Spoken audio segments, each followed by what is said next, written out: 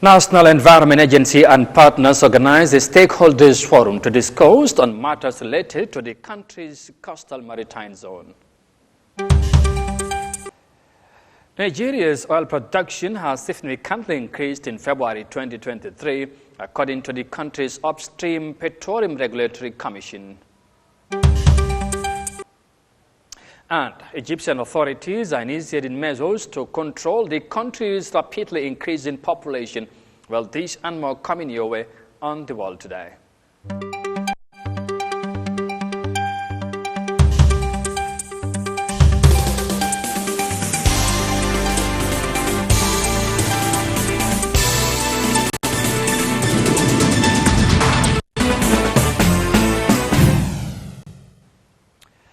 Hello, this is Eyeafrica TV and you are watching the World Today News Bulletin coming to you live from our studios in Banjul. Many thanks for joining us. I am Amadou Kante and now the news in details. Now, Global Climate Change Alliance in partnership with the National Environment Agency on Thursday organized a day forum to discuss matters related to an action project called GCCA+ Climate Resilient Coastal Marine Zone Project for the Gambia. Funded by the European Union through the Gambia-EU cooperation, the said project focuses on climate resilience and coastal marine zone management. Mariama Cham tells us more of that in this report. This forum, which gathers experts and frontliners in preserving the environment as well as climate eradicators, is expected to come up with solutions that will save the country's coastal zone from the clutches of climate change and its related constraints. The country's coastal zone, where the majority of the population now lives, consists of 80 kilometers of open coast from Bunyadu Point on the north bank of the River Gambia to Karanti Bolong on the south bank, whereas there is also 200 kilometers of sheltered coast along both banks of the River Gambia. Lives and livelihoods in some parts of the Gambia are also under increasing threat due to the climate change effects, which is making some areas more vulnerable to a range of coastal hazards including flooding, saltwater intrusion and erosion. Cognizant of these factors, the Global Climate Change, together with the National Environment Agency and the European Union, brought together relevant stakeholders to discuss and initiate ways to enhance institutional governance, enabling planning and implementation of improved resilience, adaptation and mitigation measures in the Gambia. Speaking to Eyeafrica TV, the Executive Director of the National Environment Agency, Dr. Dawda Baji, dilates on the importance of hosting such a forum in relation to the country's coastal zone. Over the years, we see the coastline has gone under threat, and it is important that we look at it collectively, what we call an integrated approach, to ensure that we work together as all the stakeholders.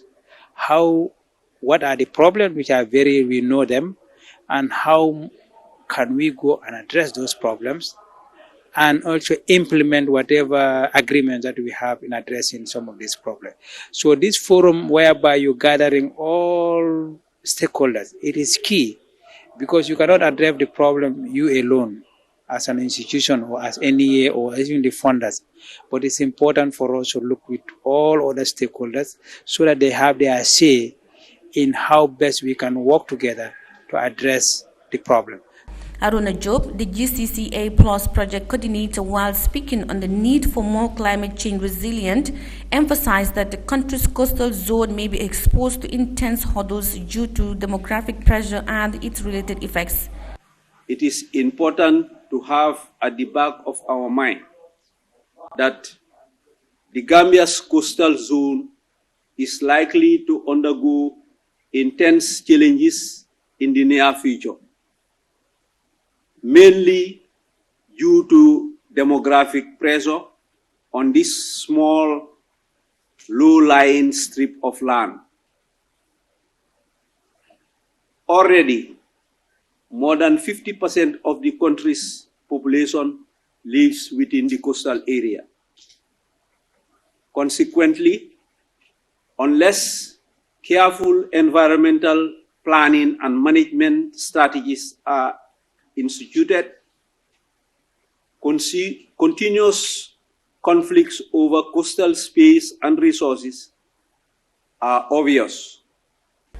The Global Climate Change Alliance is an initiative of the European Union with an objective to build a new alliance on climate change between the European Union and the poor developing countries that are most affected and that have the least capacity to deal with climate change. Among major challenges or threats that faces the country's coastal zone is climate change, which is already stressed by human activity, pollution, invasive species and storms. Sea level rise could erode and inundate coastal ecosystems and eliminate wetlands. Warmer and more acidic ozones are likely to disrupt coastal and marine ecosystems. Reporting for Eyeafrica News, I am Yahya Jammeh. Moving on, Yona Forex Bureau, through its business enterprise, is aiming to enhance access and affordability to business or basic commodities with its food stock on sale in the Christian Lenten season and Ramadan.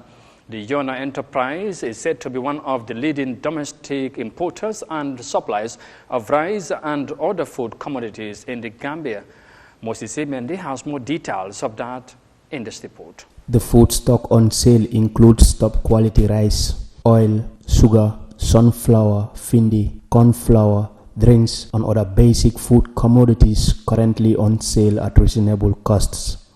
Briefing the media at its warehouse in Kanifing, General Manager Momodu Barrow said the enterprise, set up in 2007, is being showcased for the first time, and it focuses on providing food services at affordable costs for the public.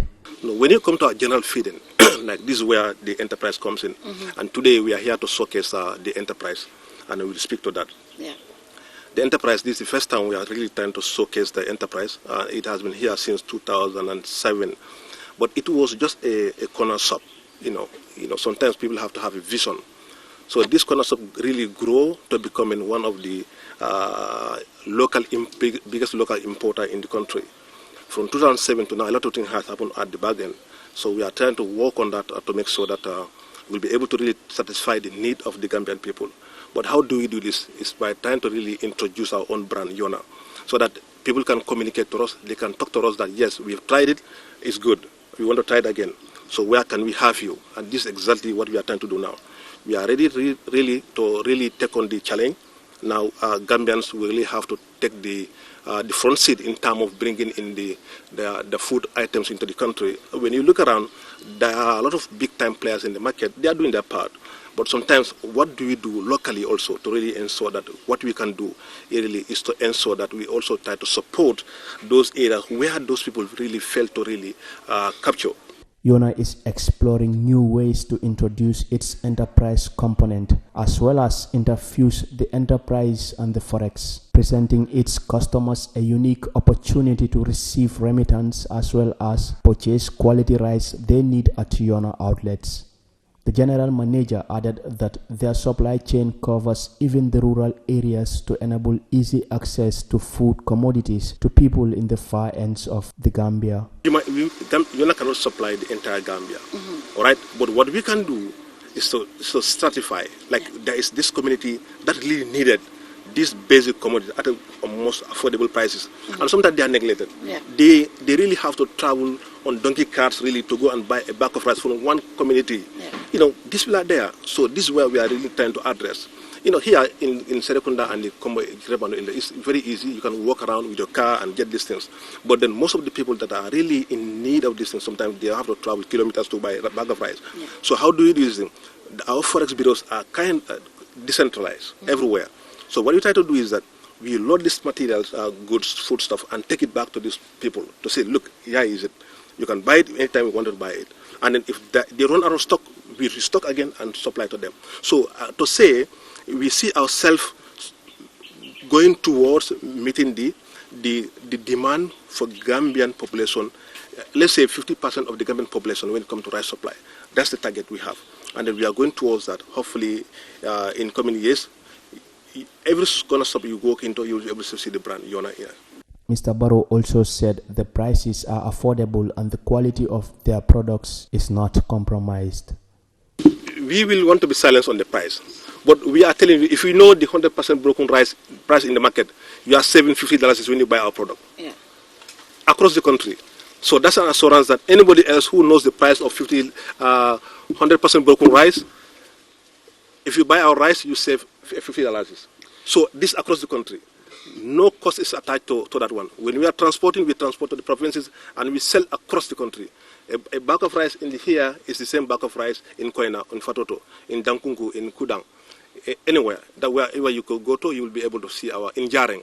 All these areas, we have our stores there and they are selling rice.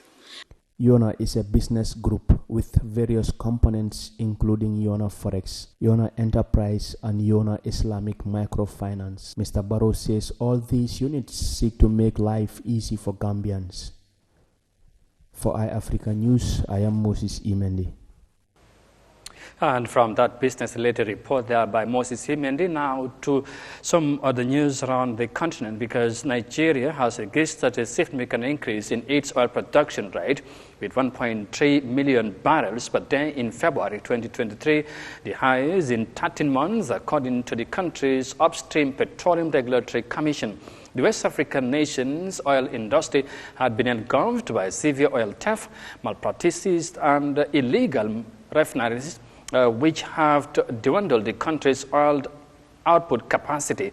Now, experts, however, observe the need for more resilience for the sustenance of the latest improvement in the oil sector. Let's have more details of that in this report. For over a year, Nigeria has grappled with low crude oil production, failing to meet its OPEC quotas. But a recent report from the Nigerian Upstream Petroleum Regulatory Commission shows that crude oil output jumped to 1.3 million barrels per day in February 2023, the highest in 13 months, with a stable trajectory of recovery. Crude oil exports are actually a critical source of the revenue for the Nigerian economy. An increase in our oil production for this month in February in monetary terms would actually mean that it went up by $110.966, which is a significant increase. The February production grew by 39% from nearly 940,000 barrels per day recorded in September 2022. Africa's largest oil producer has been plagued by incessant oil theft, illegal refineries, and pipeline vandalism, factors that haven't helped Nigeria cash in on the global oil price gains in the wake of the Russian-Ukraine crisis. To be able to maintain this level of production over a long term, it will require sustained efforts to address the underlying causes or issues that have hindered production in the past. Important for our government to address the root causes of oil theft, which can be linked to poverty, unemployment, and corruption. So there also needs to be stronger law enforcement and judicial processes to be able to prosecute those involved in oil theft. Nigeria has been stabilizing its crude oil production since October 2022. The nation is yet to hit the new production target of 1.8 million barrels per day set by the NNPLC within the next 3 months. Experts have advised authorities to continue to work with the locals to keep oil theft, bunkering and pipeline vandalism in check in order to build on the gains recorded so far. Now, elsewhere in the African continent, the prevailing economic hardship, political tensions and severe long drought in Sudan have adversely affected the country's agricultural system, leaving many families struggling for survival. Now, this situation, according to the United Nations, puts the vulnerable groups, such as women and children, under dire condition and thus need or suffering from malnutrition. Let's have more details of that in this report. 35-year-old Ibtisam Jabora sells tea and food in Khartoum's shabby market. She makes a profit of about $5 or less in a day. This is barely enough to put food on the table for her 6 children. I work hard to provide one meal for my children, and it's not even nutritious. When I was pregnant, I suffered a lot, and my kids were sick for years. Nobody cares about women here. A new report by UNICEF reveals the global food crisis is deepening the nutrition crisis for adolescent girls and women, especially in Africa. And Sudan is one of the hardest hit countries. The number of women and children who suffer from malnutrition in Sudan is among the highest in the world. The situation is worsened by inadequate dietary intake, low incomes, and limited access to food. The long political and economic unrest in Sudan, coupled with the long dry spell, has affected food production. According to the UN, malnutrition undermines women's productivity, ability to look after their families, and capacity to generate income. Many Sudanese families cannot provide their food needs, and this causes malnutrition. It's dangerous for women, especially pregnant women, and has effects on their health and their infants' health. If we cannot provide a balanced diet, we must refer to food alternatives. Organisations and governments must support these groups to provide suitable food. Most of the girls and women here are forced to work in order to feed themselves and their families. And with very low incomes and the recession in the market, the situation is unbearable. The UN is now urging governments and their development and humanitarian partners to strengthen nutrition and care practices for adolescent girls and women everywhere. The aim is to improve access to nutritious diets and essential nutrition services for women like Ibtisam Jabora and her children. This is Eyeafrica TV, and you are watching the World Today News Bulletin coming to you live from our studios in Banjul. And from that reporter in Sudan, we now take a break and come back shortly.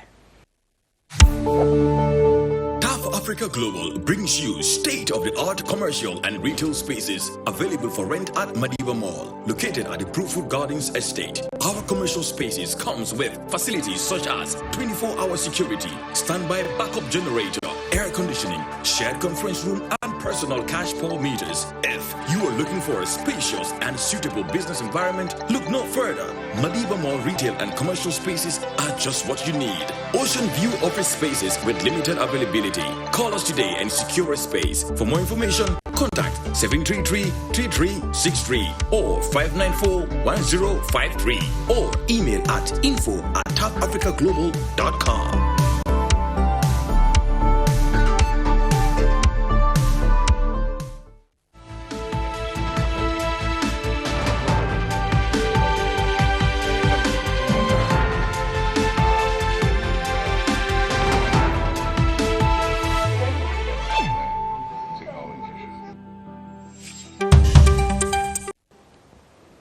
Welcome back. This is Eyeafrica TV, and you are watching the World Today News Bulletin coming to you live from our studios in Banjul. And once again, many thanks for joining us.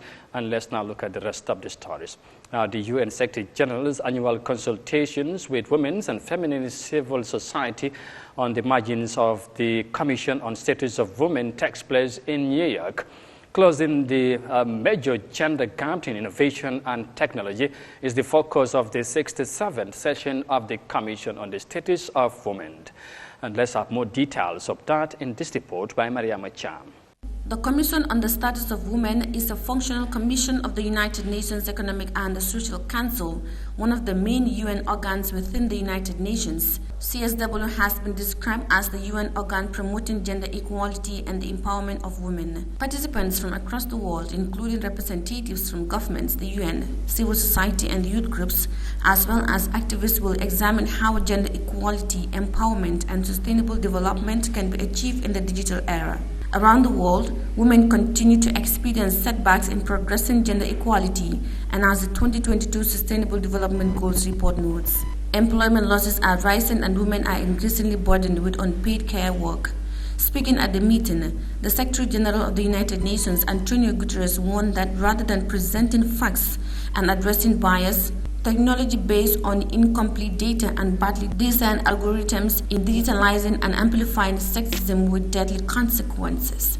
The UN chiefs lament that most of the challenges, including are caused by what is called a male-dominated world. Many of the challenges we face today, from conflicts to climate chaos and the cost of living crisis, are the result of what is a male-dominated world with a male-dominated culture taking the key decisions that guide our world. And while men still largely make those decisions, women and girls often pay the price. 90% of refugees from the war in Ukraine are women and their children. And women and children are 14 times more likely to die in disasters than men. As women civil society organizations, you are on the front lines of this crisis every day, and you know these facts better than anyone. Guterres further states that medical aspects and decisions taken by men may damage or affect women's health. Medical decisions based on data essentially from men can damage women's health. Safety features based on men's bodies can put women's lives at risk, namely in the car industry. And policies based on men's data will leave women and girls even farther behind. Artificial intelligence will be shaping the world of the future. Now, without women's equal input, it will continue to be a men's world. And the gender digital divide is fast becoming the new face of gender inequality. Without the insights and creativity of half of the world, scientific progress will fulfill just half its potential. And the safe, humane online environment requires the contributions of all of humanity. Meanwhile, chairing the meeting, the Executive Director of UN Women, Sima Bahous, hopes that this year's CSW will result in strongly agreed conclusions that seeks to recognize women's leadership.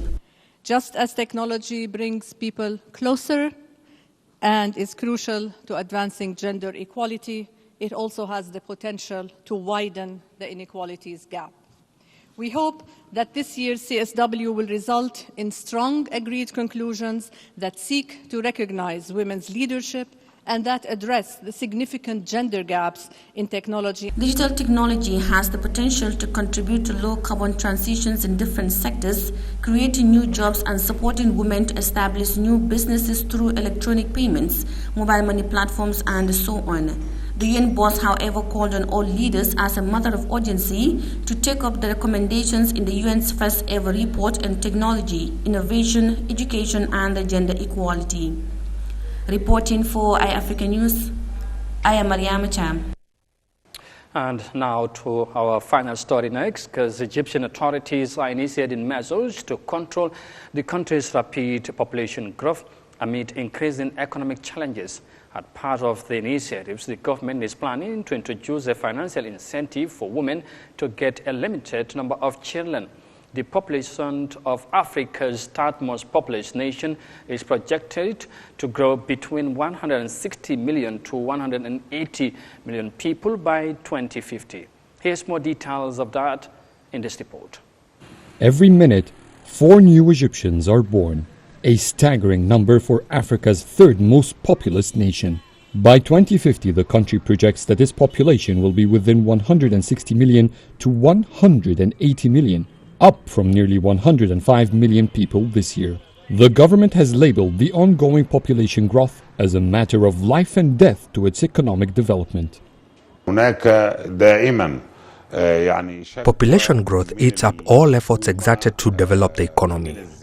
Every year we need to build new schools, pave new roads, increase the areas of cultivated lands to maintain food security, and more power plants. At the same time, people are complaining about the poor services they are getting. Family planning will alleviate that pressure off everyone. To reach a 1.6 fertility rate, down from the current 2.8, the government is planning to introduce incentives for women to get fewer children. Initially, it's considering a financial package of 60,000 Egyptian pounds for women who attain 45 years of age and who abide by 2 children. With current exchange rates, that's about $2,000. After several years, the value of that amount in Egyptian pounds won't be much. It would be better if the government provides other incentives like health, social insurance or pension. That would be much better for women than a one-time payment. The proposal will also require women to get routine health checkups, part of a national program to develop the Egyptian family's standard of living. It is a good initiative, but will the implementation become as good? The government must guarantee that the financial incentive is encouraging to both the father and mother, because giving birth is a mutual decision. We must also guarantee that there won't be any kind of discrimination between children, whether the parents abided by the two children policy or not. The government has already established 6,000 family planning clinics across the country with 20,000 female leaders who give awareness about birth control methods. The financial package and the possible additional incentives for women are still under the government study. According to Egyptian constitution, the government cannot enforce a certain number of children for any family. Moreover, the constitution ensures that the government pays for health care and education all the way to college for everyone. Because of population growth, that commitment has been draining the country's resources. Quite a very interesting report here. The Egyptian authorities initiated measures to control the country's rapidly increasing population. And with that report, we now bring this news edition to an end. But for more details on this and other stories, as always, as ever, you can visit on our website, Eyeafrica.tv. But for now, many thanks for the pleasure of your company. Thanks for watching. Stay safe and do have a pleasant evening. Bye for now.